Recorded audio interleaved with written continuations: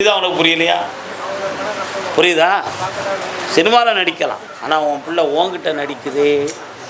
அந்த நடிப்பு உன்னையும் ஏமாத்திரும், அந்த வாழ்க்கையும் ஏமாத்திரும். அதனால் அந்த மனோநிலைகள் வேற ஒரு இடத்துல பதிவாகி சங்கிலி மாதிரி இப்போ பொறுத்துக்கிட்டு இருக்கு. அதுலேருந்து ரிலீஃப் ஆக்கி உன் பிள்ளையை தெளிவு பண்ணி தந்தால் போதுமா? கால் வந்துடுவா, கால் வந்துடுவா.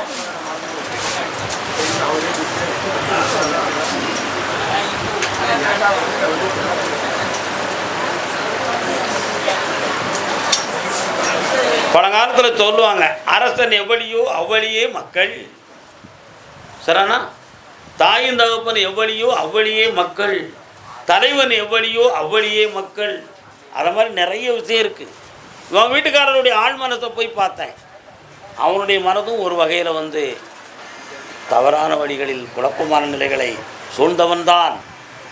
அதனால் இந்த கர்ம வினைகளை தீர்க்க முடியுமான்னு கேட்டேன். முடியும். அதுக்கு என்ன பண்ணணுன்னா அப்படின்னு கேட்டேன். அப்படியா? அடுத்த பௌர்ணமிக்கு முதல் நாள் என்னை பார். அதுக்கு முன்னால் ராமேஸ்வரத்தில் போய் குளிச்சுட்டு தீர்த்தம் ஆடிட்டு என்னை பார். உன் பிள்ளைய வெற்றியாக்கி தரேன், காப்பாற்றி தரேன். பண்ணிடுவோம். போயிட்டு வாங்க. கர்மசாமிக்கு வார்த்தை முடிஞ்சு வச்சுன்னா எழுச்சிடணும். அடுத்து பேசவே கூடாது. அடுத்து அதே மாதிரி மெல்ல மெல்ல மெல்ல அதே மாதிரி தன் பிள்ளையின் திருமண வாழ்க்கையை பற்றி கேட்டு வந்தது யாரு? வாப்பா. யாருக்கு? யாருக்கு? உனக்கு ஆம்பளை பிள்ளையா பொம்பளை பிள்ளையா? ஆம்பளை. அண்ணா நீங்கள் வர்றவங்களுக்கு வாணி கல்யாணம் முடிச்சாச்சா? என்னாச்சு? கால் வந்துட்டுவாங்க. என்னக்கா? நல்ல காலில் விடலை, இன்னும் 2 காரம்.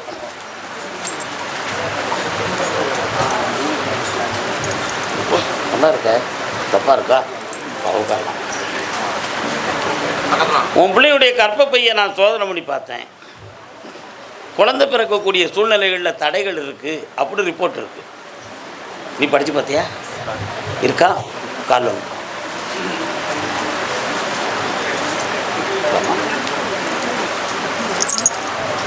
அதனால் கர்ப்பசாமிங்கிற ஒரு சக்தியை வச்சு ஒரு புதிய உயிரை அந்த கர்ப்பப்பையிலே வாழ வைக்கிறதுக்கு முடியும். நீ கர்ப்பசாமின்னு பேர் வைக்கணும்னு நான் சொன்னோம்னா புகழுக்கு சொல்லுது முடியும் எல்லாரும் நினைப்பீங்க. ஆனால் உண்மை அப்படி இல்லை. கர்ப்பசாமிங்கிற தெய்வத்தினுடைய அருள் சக்தி அந்த கர்ப்பப்பையிலே ஒரு அதிர்வு அலைகளை உருவாக்கி புதிய உயிரணுக்களை உருவாக்கக்கூடிய காரணத்தினால் அதுக்கு கர்ப்பசாமின்னு பேர் வைக்கணும்னு அர்த்தம். புரியுதா? அதனால் நிச்சயமாக உன்னுடைய பிள்ளைக்கு குழந்தை பாக்கியம் உண்டு. ஆம்பளை பையன் பிறப்பான். கற்பண்ண சுவாமின்னு பேர் வச்சுக்கான். பாப்பா, என்னாலும் புண்ணியமாக இருப்பாய், உயர்ந்தும் இருப்பாய். வாழ்க மகனே, வாழ்க. அதே போல் ஆம்பளை பையனை பற்றி கேட்க வந்தது. ஏம்மா கல்யாணம் முடிச்சானா தம்பி? கல்யாணம் மட்டும் முடிக்கிற வாம்மா, காரணம் வச்சுட்டு வா. நீ தானே அவன்? அவனா நீ? கால் வந்துட்டு வா.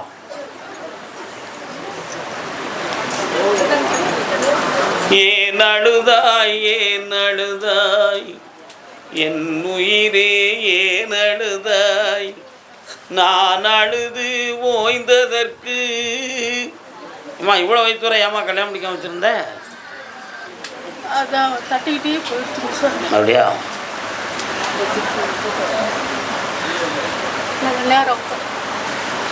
எம்பெருமான் மகாவிஷ்ணு வாமன அவதாரம் எடுத்து பூமியில் நின்னார்.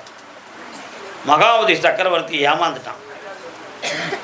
ஆனால் சுக்கராச்சாரியர் மட்டும் பார்த்தார். அடே மகாவதி சக்கரவர்த்தி, வாமன அவதாரம் குழந்தையாக வந்திருப்பவனை சிறுவன் என்று நினைத்தாயா? இல்லை, அவன் உலகளந்த பெருமாள்டா. அவன் முகத்தில் பார்த்தாயா? 7 வர்ணங்களும் அண்ட சராசரத்தின் வடிவ ஒளிகளும் ஒளி வீசுகிறதே அப்படின்னு சொன்னார். ஏன்? அவனுடைய முகத்தில் மகாவிஷ்ணுங்கிறது காட்டி கொடுக்கப்பட்டது ஞானத்தால். அதை மாதிரி உன் அனுபவம், உன் பழக்கம் வழக்கம் எல்லாம் என்னை புரிய வச்சுடுதுடா. உங்கள் அம்மைக்கு தெரியாது, ஆனால் எனக்கு தெரியும்டா மகனே. கால் வந்துட்டு வா. அதை விட பெரிய பையன் குழந்தை ஒரு பையனை கேட்க வந்திருக்கேன், அந்த கதையோட முடிக்கா. வா பக்கத்தில். நைட்டில் எத்தனை மணிக்குடா தூங்குற? ஒரு 1:30க்கு தூங்கிடுவியா? 12:15 மேலே தான் முக்கியமான ஃபோன்கள்லாம் வருதுடா. இந்த கர்மசாமிக்கு இந்த ஆவணி மாதம் பிள்ளைக்கு திருமணம், நல்ல உயர்தரமான வேலை, நிறைந்த பாக்கியம், புதிய வீடு எல்லாம் அமையும். நல்லா இருக்கும். வேலை கொஞ்சம் நஷ்டமாக போச்சு. நான் உயர்ந்த வேலை கிடைக்கும். அப்போ இது சரின்னு தானடா அர்த்தம். சைக்காலஜியாக புரிய மாட்டேங்கிங்களே அப்பா. நல்லா இருங்க செல்லுங்களே.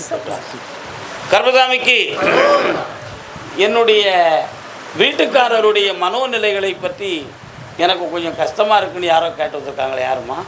கணவரை பற்றி தெரிஞ்சுக்கணும். யார் வருத்தப்படுறா? வாங்க, ஏன் அங்கே போய் நிற்கிறீங்க? அத்தான் எங்கே இருக்காங்க? என்ன அவருக்கு பிரச்சனையா? சரி, கால் வந்துட்டோம்.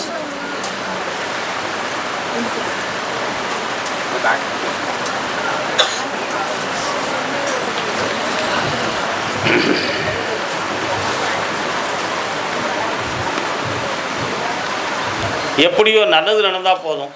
அது எப்பேற்பட்ட சக்தியாக இருந்தானே, நமக்கு விஷயம் நடக்கணும், நம்ம நம்பிக்கையோடு போவோம் அப்படின்னு நினச்சி என்னையை பார்க்க வந்திருக்கேன். உள்மனதில் உனக்கு உன்னால் ஒரு பூரணமாக ஏற்றுக்கிட முடியவில்லை என்றாலும் இந்த இடத்துல ஒரு அபூர்வம் இருக்குது, அது மூலமாக நமக்கு ஒரு நன்மை கிடைக்கட்டுமே அப்படிங்கிற எண்ணத்தில் தான் என்னையை பார்க்க வந்திருக்கோம். உண்மை என்ன இடம்? சத்தியம். அதுதான். கால் விட்டுவாங்க, உங்களை வாழ வச்சுருவேன், நீங்கள் நல்லா இருப்பீங்க. அடுத்து வரும்போது என்னை நீ முழுதையாக நம்பி வந்துடுவோம் பார்த்தியா? அதுக்கு தான்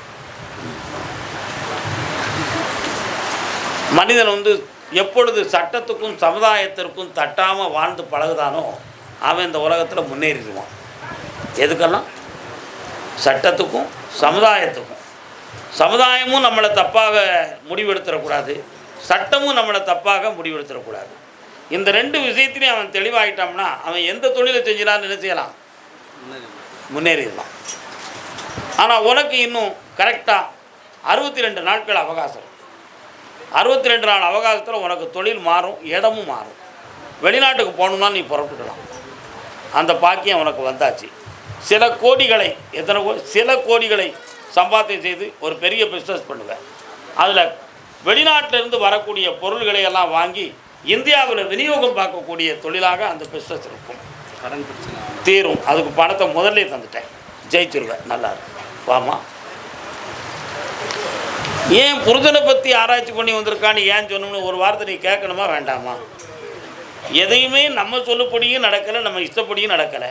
அவராக ஒன்று செய்தார், சரியாக முழுமை புரிய மாட்டுக்க, என்ன நடக்குன்னு தெரியணுங்கிற எண்ணம் உன் உள்ளத்தில். உண்மை தானப்பா? இந்தா ஒளிவு மறைவு இல்லாமல் உங்களை வாழ வைக்கிறேன். புண்ணியமாக இருப்பீங்க, நிறைந்த செல்வத்தோடு இருப்பாயம்மா. வாழ்க்கை. கர்மசாமிக்கு திருச்சியா? உங்களுக்கு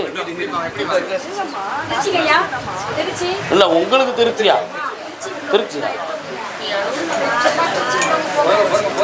நான் யாரையுமே கூப்பிடுறது இப்போ இது கிடையாது, அதெல்லாம் பிரச்சனை. ஓசூர்.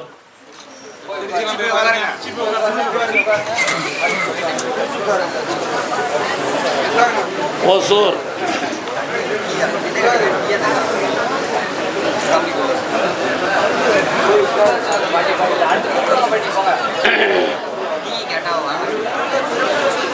கொண்டாட்டி 2 கட்டி